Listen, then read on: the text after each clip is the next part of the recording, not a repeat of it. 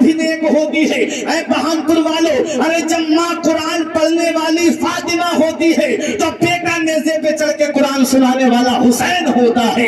ماں جب فاطمہ ام الخیر ہوتی ہے تو بیٹا بغداد کا غوث اعظم ہوتا ہے۔ ماں جب ماہ نور بی بی ہوتی ہے تو بیٹا ہندوستان کا راجہ غریب نواز ہوتا ہے۔ ماں جب عارفہ ہوتی ہے تو بیٹا بابا فرید الدین گنج شکر ہوتا ہے۔ ماں جب صابرہ ہوتی ہے تو بیٹا علاء الدین علی احمد صابر ہوتا ہے۔ ارے ماں جب نیک ہوتی ہے تو بیٹا اعلیٰ حضرت ہوتا ہے۔ ماں جب نیک ہوتی ہے تو بیٹا مفتی اعظم ہوتا ہے۔ ماں جب نیک ہوتی ہے تو بیٹا اپنے وقت کا تاج الشریعہ ہوتا ہے۔ اس لیے اے میری ماں اور بہنوں، اپنے بچوں کو وقت سے پہلے جوان کر دو۔ ہیرو ہیروئن کا کردار دے کے جوان مت کرو، بمبئی کے گنڈوں کا کردار دے کے جوان مت کرو۔ اگر جوان کرنا ہے تو کربلا کے حسین اعظم کا کردار دے کے جوان کرو، بغداد کے غوث اعظم کا کردار دے کے جوان کرو، غریب نواز کا کردار دے کر کے جوان کرو۔ یہ مت دیکھو محلے والے کیا کہیں گے، یہ مت دیکھو خاندان والے کیا کہیں گے، یہ مت دیکھو تمہارے عزیز و اقربا کیا کہیں گے۔ زمانہ خفا ہے تو کیا غم ہے اس کا،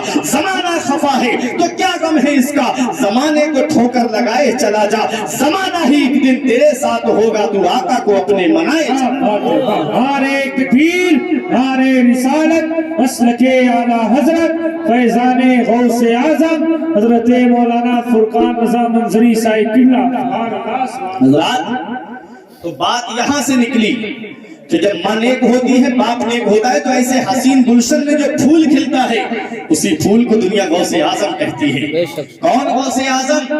470 یا 71 ہجری کو قصبہ جیلان کے محلہ نیف یا نیف میں پیدا ہوئے اور 18 سال تک قصبہ جیلان کے قرب و جوار میں تعلیم حاصل کی۔ 470 میں پیدا ہوئے، 488 ہجری میں بغداد پہنچے۔ اور جب آپ بغداد جا رہے تھے تو پہلے آپ مدرسہ پڑھ کے آ رہے تھے، راستے میں ایک بیل ملا، اس کی پونچھ پکڑ لی تو بیل گھوم کے انسانی آواز میں کہتا ہے، عبد القادر تمہیں اللہ نے کھیلنے کودنے کے لیے پیدا نہیں کیا، اللہ نے تمہیں کسی اور کام کے لیے پیدا کیا ہے۔ آپ اپنے گھر پہ آئے، مکان کی چھت پہ چڑھے، اور جب آپ مکان کی چھت پہ چڑھے تو اللہ تعالیٰ نے سارے پردے ہٹا دیے اور آپ اپنے گھر کی چھت سے کھڑے ہو کر کے خانہ کعبہ کا دیدار کر رہے تھے۔ تبھی تو اعلیٰ حضرت فرماتے، سارے کعبے جہاں کرتے ہیں کعبے کا طواف، کعبہ کرتا ہے طواف درے بالا تیرا۔ اپنی امی کے پاس آئے، بولے امی اب اجازت دے دو، اب میں مزید حصول علم کے لیے بغداد جانا چاہتا ہوں۔ ماں بھی نیک تھے، ماں بھی پرہیزگار تھی۔ حضرات، ماں نے یہ نہیں کہا بیٹا اب تو مجھے چھوڑ کے جا رہا ہے۔ کتنی عمر ہو گئی تھی ماں کی؟ 78 سال۔ تاریخ یاد رکھیں، ماں کی عمر 78 یعنی 80 سال کے قریب ماں کی عمر ہو گئی۔ اب 80 سال کی عمر پہ جب باپ یا ماں پہنچتے ہیں تو وہ کیسی کمزوری کے عالم میں ہوتے ہیں، کتنی کمزوری ہوتی ہے ماں باپ کے اوپر اس حالت میں۔ تو اس حالت میں ماں باپ کو کتنی اولاد کے سہارے کی ضرورت پڑتی ہے، اور اس حالت میں بھی بیٹا اب کہہ رہا ہے ماں مجھے جانے کی اجازت دے دے، میں بغداد علم حاصل کرنے جا رہا ہوں۔ ماں نے یہ نہیں کہا میرے لال تو اب مجھے چھوڑ کے جا رہا ہے، اب بڑھاپے میں تیرے سوا میرا کون سہارا ہے، میرے لال میری دیکھ بھال کون کرے گا، میرے لال تیرے بعد میری خدمت کون کرے گا۔ ماں نے یہ نہیں کہا، اور ماں نے یہ بھی نہیں کہا میرے لال تو نے میری ساری قربانیاں بھلا دی، میرے لال تو نے سارے احسان میرے بھلا دیے، میں نے 9 مہینے تجھے اپنے شکم میں رکھا۔ حضرات، ماں کے 3 احسان ایسے ہیں اولاد کے اوپر، علماء فرماتے ہیں کہ 3 احسان ماں کے اولاد کے اوپر ایسے ہیں کہ اگر بیٹا پوری زندگی ماں کی خدمت کرے تب بھی ان 3 احسانوں کا بدلہ نہیں چکا سکتا۔ سب سے پہلا احسان کہ ماں نے 9 مہینے اپنے بیٹے کو اپنے شکم میں رکھا۔ کتنی پریشانیاں ہوتی ہیں، کتنی تکلیفیں ہوتی ہیں عورت کو جب ولادت کا وقت قریب آتا ہے۔ آپ ذرا سوچیں، اولاد والے ہو، اپنے دل پہ ہاتھ رکھ کر کے ذرا سوچیں۔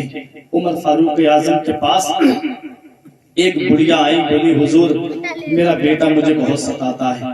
آپ نے اس کے بیٹے کو بلایا اور بلا کر کے اس کے پیٹ کے اوپر 2 کلو وزن کے قریب ایک پتھر باندھ دیا اور کہا گھر جا رہا ہے، کھانا بھی اسی پتھر کے ساتھ کھانا ہے، یہ پتھر تیرے پیٹ پہ بندھا رہے گا، شام کو سوئے گا تب بھی یہ پتھر تیرے پیٹ پہ رہے گا، اور جب حاجت سے جائے گا تب بھی یہ پتھر تیرے پیٹ پہ رہے گا، اگر پتھر تیرے پیٹ سے ہٹ گیا تو سخت سزا دوں گا۔ عمر فاروق اعظم نے یہ کہا اور کہا جا۔ وہ گیا گھر پہ، ایک رات کاٹنا دشوار ہو گئی، شام کو سوئے تو پیٹ پہ وزن کی وجہ سے سانس دبنے لگے، حاجت سے جائے تو بیٹھنے میں دشواری، کھانا کھائے تو کھانا کھانے میں دشواری، ایک رات کاٹنا دشوار ہو گیا۔ دوسرے دن آیا، بولا حضور پتھر ہٹا دیجئے۔ عمر فاروق اعظم نے وہ پتھر ہٹایا، تھوڑا وزن اور بڑھا دیا، 3 کلو کے قریب پتھر کر دیا، اسے اس کے پیٹ پہ باندھ کے کہا خبردار اگر یہ پتھر تیرے پیٹ سے ہٹ گیا، اگر یہ پتھر ہٹ گیا تو سخت سزا دوں گا۔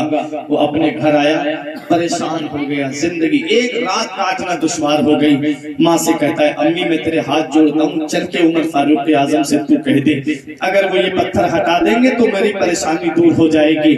ماں تو ماں ہوتی ہے، اولاد کتنا بھی ظلم کیوں نہ کرے ماں باپ کے اوپر، جب وہ معافی مانگتی ہے اولاد تو ماں باپ اسے معاف کر دیتے ہیں۔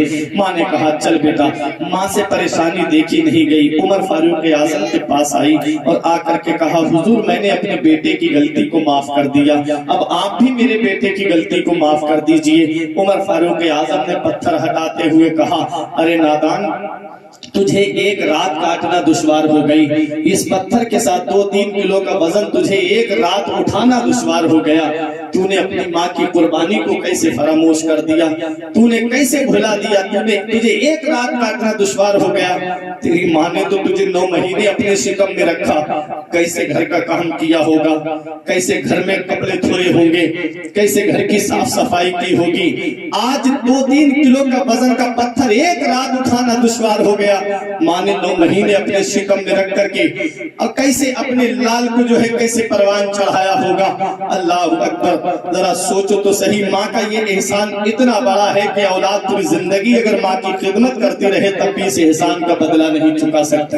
میرے آقا کی بارگاہ میں ایک صحابی آئے، بولے آقا میں نے اپنی ماں کو اپنی پیٹھ پہ سوار کر کے 7 مرتبہ کعبے کا طواف کرایا ہے، کیا میں نے اپنی ماں کے حق ادا کر دیے؟